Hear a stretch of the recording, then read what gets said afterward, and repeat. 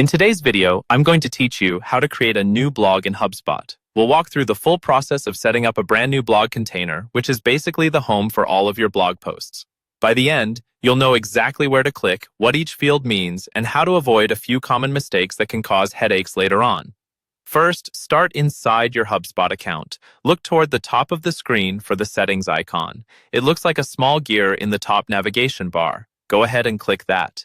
This opens your main settings area, which is where most of your website and content configuration lives. On the left-hand side, you'll see a sidebar menu. From here, you want to navigate to the blog settings. Open the section labeled Content, and then select Blog. This is the area where you manage everything related to your blogs, including existing ones and any new ones you're about to create. Once you're in the blog settings, look for the Current View drop-down at the top of the page. This drop-down usually shows whichever blog you've been working on most recently. Click on that drop-down, and instead of choosing an existing blog, select the option that says Create New Blog.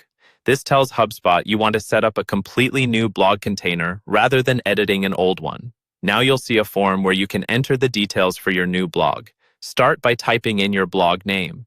Choose a name that clearly reflects what this blog will be about, especially if you plan on having multiple blogs in your account. This name is often visible internally and sometimes externally, so make it descriptive and easy for your team to recognize. Next, choose the language for your blog. This is important because it helps HubSpot handle things like date formats, default text, and SEO settings correctly. Make sure the language matches the main audience you're targeting with this blog.